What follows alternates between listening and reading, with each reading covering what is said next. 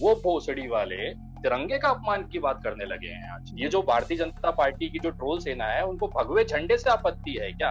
आप मस्जिदों में से झंडे उतार के वहां जय श्री राम का झंडा लगा देते हो, उसमें कोई दिक्कत नहीं है। वो एकदम सही था, परफेक्ट था, क्योंकि इनके मन के मुताबिक था। आज वही चीज, सेम स्क्रिप्ट, सेम चीज वहां पे लाल किले पे की गई, तो इनके पिछवाड़े क्यों मिर्ची लग रही है? इनका विरोध करने का इन बड़ों के अंदर दम है क्या? मोदी जी से पूछ सकते हैं जाके कि निहंग साहब का झंडा क्यों करवाया था। ये भोसड़ी वालों को पहली चीज तो फर्क समझ में नहीं आता है, खालिस्तान का झंडा क्या होता है और निहंग जो पंजाबी समुदाय का धार्मिक झंडा क्या होता है।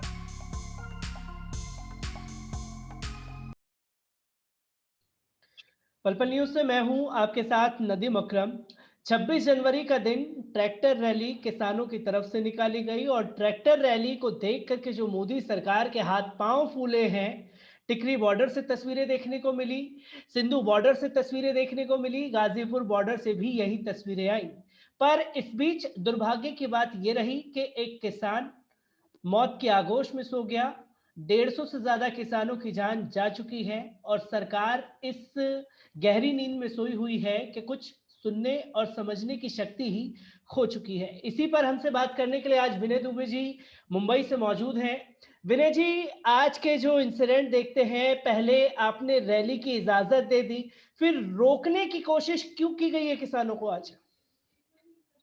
देखिए, किसानों को कटघरे में खड़ा करना था, उनको दिखाना था कि ये हिंसक प्रदर्शन के लिए मोटिवेटेड है या इनका उद्देश्य हिंसा फैलाना है। तो साबित कैसे करेंगे? जब आप टकराव करेंगे, उसके लिए ये पूरी प्रक्रिया इन्होंने की है। और जिस तरह से आज वहां पे टकराव हुआ है दिल्ली के अंदर किसानों और दिल्ली पुलिस और बाकी पुलिस जवानों का, वो कहीं ना कहीं भारतीय जनता पार्टी की एक स्क्रिप्ट मुझे ऐसी लग रही है कि इन्होंने खुद से पहले, क्योंकि मैं लगातार सुबह से इस पे नजर रखे हुए हूँ, बहुत सारे मेरे लोग थे जो रैली में शामिल थे, उनका यही कहना था कि शुरुआत पुलिस की तरफ से की गई, उन्होंने हमें बैरिकेड कर दिया।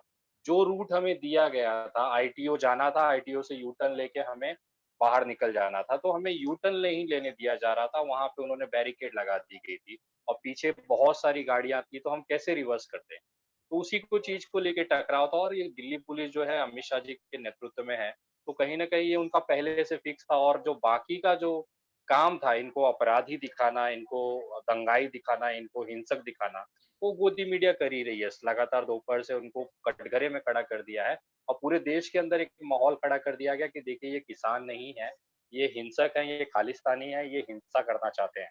समझिए, जितने लगभग 60 दिनों से जो व्यक्ति दिल्ली के बॉर्डर पे बैठा हुआ और एक हिंसा ना हुई है, वो दिल्ली में घुसते ही हिंसा करने लगेगा। हमारा संयम, किसानों का संयम बहुत मायने रखता है, और इतने दिन से अगर संयमित थे, तो आज की कोई मतलब ही नहीं बनता था कि वहाँ पे हिंसा फैलाया जाए।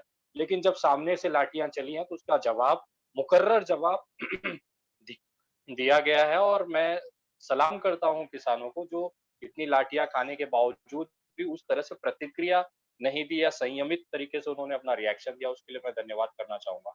और क्यों? कहीं न कहीं इसमें पूरी तरह से भारतीय जनता पार्टी की सरकार का बहुत बड़ा स्कैम है। अगर वो यही लोग हैं जो पुलवामा में 40 जवानों को शहीद करा कर लोकसभा जीत सकते हैं, तो उनको 2-4 किसानों पे लाठियाँ चलवाना और इनको दंगाई घोषित करना इनके लिए कौन-सी बड़ी बात है? क्योंकि आज देखने को मिला है इतना हंगामा तो जब संसद पर हमला नहीं हुआ था तब नहीं हुआ, और इतिहास में पहली बार है कि कोई प्रोटेस्ट लाल किले तक पहुंच गया और मीडिया इस तरीके से रिएक्ट करने पर लगा हुआ है कि जैसे आज दिल्ली की सड़कों पर किसान नहीं उग्रवादी आ गए हों।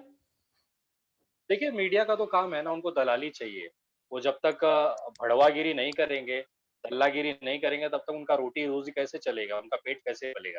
तो आज उनको मालिक को खुश करने का बेहतरीन तरीका मिला था, एक मौका मिला था, जो उन्होंने पूरा भुनाने की कोशिश की है। मैं सुन रहा था, जी न्यूज़ वाले हो, चाहे आज तक वाले हो, चाहे एबीपी वाले हो, किस तरह से शब्दों का चयन कर रहे थे। देखिए, दंगाई है, ये किसान नहीं है, ये खालिस्तानी है, इन्होंने झंडा का अपमान कर दिया, फलाना कर दिया, ढिकाना कर दिया। लेकिन उनको 60 दिनों की 12 बार बैठक नहीं दिखी, जिसमें कि किसान बार-बार जाके संयमित तरीके से अपनी बात रखते थे। यही वो लोग थे ना जो कहते थे कि 1 इंच भी दिल्ली में घुसने नहीं देंगे। आखिर क्यों दिल्ली पुलिस इसको परमिशन देती है, बाद में खुद ही टारगेट करती है। तो कहीं न कहीं एक दलाली और भड़वागिरी का बड़ा शो आज पूरा दिन ने देश ने गणतंत्र दिवस के मौके पर देखा। और यहाँ पे रेस लगी हुई थी कि तू बड़ा भड़वा दलाल है कि मैं बड़ा भड़वा दलाल हूँ। अच्छा, तूने दंगाई बोला तो रुक जा, मैं इनको बोलता हूँ हत्यारे। मैं इनको बोलता हूँ खालिस्तानी, देशद्रोही, ले तूने ये बोला, मैं ये बोलता हूँ। तो इस तरह की एक कॉम्पिटिशन दिन भर देखने को मिली। हम लोग भी लगातार नज़र लगाए हुए थे, लेकिन एक अपेक्षित था, ये कुछ नया नहीं था या सरप्राइज़ नहीं कर गया हम लोगों को। ये होना था और इस तरह की चीज़ें बीजेपी चाहती थी करवाना। आखिर वो सरेंडर हो चुकी है ना, उनके पास अब ऑप्शन क्या बचा है? अब उनको यही दिखाना है कि देश के सामने एक मूर्ति रखनी है किसानों की कि यार ये किसान थोड़ी है, ये तो अलग ही देशद्रोही तरीके के तत्व हैं, असामाजिक तत्व हैं जो इस तरह की चीज़ें कर रहे हैं। मुझे बताइए, पुलिस के सामने रहते हुए, पुलिस की तरफ की बैरिकेडिंग तोड़ दी जाती है, जहाँ पे किसान पहुँचा ही नहीं है। ये कैसे, क्या सुपरमैन है क्या? उड़ के जाएँगे, बैरिकेडिंग तोड़ेंगे, फिर चले आएँगे। मतलब ये पूरी तरह से एक स्क्रिप्टेड, इन्होंने अच्छा लिखा था, भारतीय जनता पार्टी के हेडक्वार्टर में, मुख्यालय में बैठ के स्क्रिप्टिंग अच्छी लिखी गई थी, लेकिन उसको एग्ज़ीक्यूट नहीं कर पाए, जिसका खामियाज़ा जो डैमेज कंट्रोल हुआ वो इनकी मीडिया भर रही है, लेकिन अभी भी बहुत दूर है।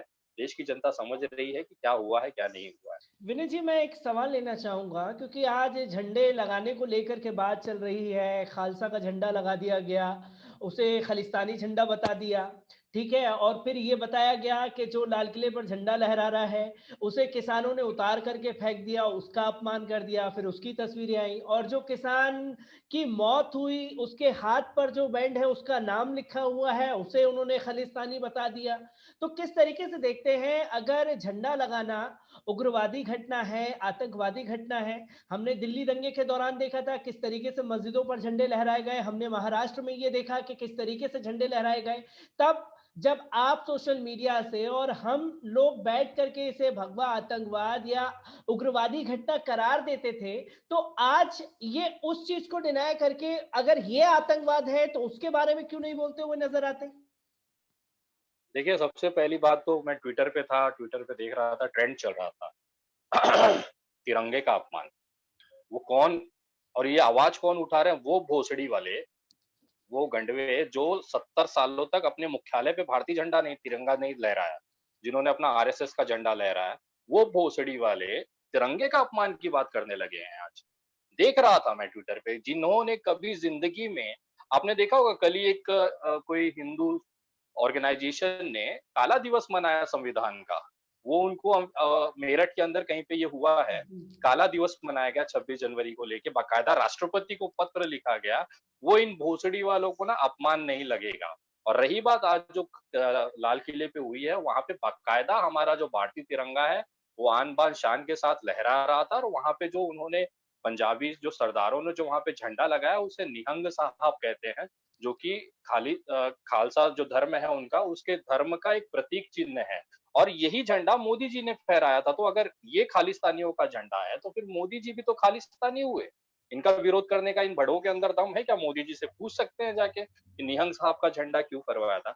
ये भोसड़ी वालों को पहली चीज़ तो फ़र्क समझ में नहीं आता है। खालिस्तान का झंडा क्या होता है और निहंग जो पंजाबी समुदाय का धार्मिक झंडा क्या होता है? भगवा था वो। इनको भगवे से आपत्ति है क्या? ये जी, जो भारतीय जनता पार्टी की जो ट्रोल सेना है, उनको भगवे झंडे से आपत्ति है क्या? आप मस्जिदों में से झंडे उतार के वहाँ जय श्री राम का झंडा लगा देते हो, उसमें कोई दिक्कत नहीं है। वो एकदम सही था, परफेक्ट था क्योंकि इनके मन के मुताबिक था। आज वही चीज़, सेम स्क्रिप्ट, सेम चीज़ वहाँ पे लाल किले पे की गई, तो इनके पिछवाड़े क्यों मिर्ची लग रही है? मैं वही बोलना चाहता हूँ, ये भोसड़ी वालों की औकात नहीं है। तुम तो तिरंगे की बात ही मत करो रे गंडवो। तुम जैसे लोग, तिरंगा तुम्हारे मुँह में से शब्द आना ही अपमान है। जो 70 सालों तक अपने तिरंगे झंडे को अपना नहीं माने और तुम भोसड़ी वाले आज तिरंगे का अपमान की बात करते हो। जो हुआ लाल किले के ऊपर उसका मैं समर्थन करता हूँ और मेरे साथ देश के जितने भी लोग हैं जो चीज़ों को समझते हैं। यहाँ पे दिक्कत सिर्फ़ भारतीय जनता पार्टी के लावारिस वो चिल्लरों को है जिनको ₹2 मिलता है एक ट्वीट करने का क्योंकि उनको कंटेंट चाहिए। दिन भर कुछ मिला नहीं तो ये उठा के उन्होंने करके अपनी रोज़ी-रोटी चला रहे हैं। ये भिखमंगों को, इन भड़वों को समझ में आना चाहिए कि हम अगर कंटेंट नहीं चलाएँगे तो आज रात को खाना नहीं मिलेगा। तो कहीं न कहीं किसान भाई इनका भी पेट भर रहा है, उनको भी मैं सैल्यूट करता हूँ। और रही बात इस तरह का जो तिरंगा का अपमान है तो आप वीडियोज़ उठा के देख लीजिए। निहंग साहब के झंडे के ठीक पीछे और ऊँचाई में हमारा तिरंगा जो झंडा है वो आन-बान शान के साथ लहरा रहा था और जब ये झंडा वंदन किया गया उसके बाद वहाँ पे जनगण मन किया गया। उसकी वीडियो सोशल मीडिया पर है, आप देख सकते हैं। तो कहीं न कहीं इन बड़वों को, इन भोसड़ी वालों को वैसे भी तो इनको दिखाई इनके माथे में तो गोबर भरा हुआ है। इन भोसड़ी वालों से और अपेक्षा क्या कर सकते हो? तो मैं आप लोग एक चिल्लाते रहो, पिछवाड़ा इनको मैं बोलना चाहता हूँ एक छोटा-सा संदेश कि जितना हो सकता है पिछवाड़ा रगड़ो, तुम्हारा अमित शाह को बोलो उखाड़ ले जो उखाड़ना है, इसी तरह से आंदोलन चलता रहेगा और जो भी आज हुआ है, जैसा भी हुआ है, उसका पूरी तरह से हम देशवासी संतुष्ट हैं। एज़ अ सामाजिक कार्यकर्ता, एज़ अ सोशल एक्टिविस्ट पूरी तरह शत प्रतिशत उसका समर्थन करता हूँ। मैं एक आखिरी सवाल आपसे लेना चाहूँगा विनय जी, क्योंकि आज लाल किले से 2 तस्वीरें देखने को मिली। मीडिया में जिसका ज़िक्र चल रहा है एक तो वो, और सोशल मीडिया पर सुबह से जो झाँकियाँ निकली, जहाँ पर हमारे देश के प्रधानमंत्री भी मौजूद थे, उसमें उत्तर प्रदेश की जब छवि सामने आई तो रामलला, राम मंदिर को दिखाया गया। क्या उत्तर प्रदेश जो है उसमें जितनी भी चीज़ें थी, ताजमहल था, तमाम चीज़ें थी, उत्तर प्रदेश उन चीज़ों के लिए कभी जाना ही नहीं गया और अब भारतीय जनता पार्टी ने जो राम मंदिर तैयार करने जा रही है, उसकी वजह से उत्तर प्रदेश की पहचान बन रही है क्या अब देश में? देखिए, ये एक जो एक राज्य का मसला होता है क्योंकि प्रोटोकॉल होता है, उसमें वो तय करते हैं और ये अपेक्षित था कि वहाँ पे राम मंदिर की जो झाँकी है आगामी जो बनने वाली है, उन्होंने रखा है तो उसमें मेरे हिसाब से ऐसा कोई कंट्रोवर्सी नहीं होना चाहिए, हर साल कुछ न कुछ चीज़ें अपडेट होती हैं। इस बार महाराष्ट्र से वारकरी समाज का गया था, तो मेरे हिसाब से इसमें ऐसा कुछ ऐसा पॉइंट क्या कि मैंने अभी तक उसको पूरा डिटेल मैंने देखी नहीं है, क्योंकि मेरा पूरा फ़ोकस किसानों पर था। जी। नरेंद्र मोदी जी की बकवास सुनने से अच्छा मैं किसानों के भाषण सुनता हूँ। तो कहीं न कहीं मुझे वो ज़्यादा रुचिकर और ज़्यादा जानकारीपूर्ण लगता है, तो मैं पूरा दिन आज गणतंत्र दिवस किसानों के साथ में मैंने बिताया है। तो और रही बात अगर रामलला की जिस तरह की मंदिरों वगैरह-वगैरह की चीज़ें हैं, तो वो उत्तर प्रदेश सरकार की पूरी ज़िम्मेदारी होती है। मैं इस पे थोड़ी-सी और डिटेल लेना चाहूँगा, उसके बाद कुछ कमेंट करना चाहूँगा। चलिए बहुत-बहुत शुक्रिया हमसे जुड़ने के लिए। विनय जी ने एक बात बहुत अच्छी कही कि मैं नरेंद्र मोदी जी की बात सुनने के बजाय किसानों की बात सुनने की ज़्यादा कोशिश करता हूँ। बात नहीं करते, बकवास करते हैं। हुँ, उनकी बकवास सुनने से अच्छा मैं किसानों की बात चलिए बहुत-बहुत शुक्रिया सर हमसे जुड़ने के लिए।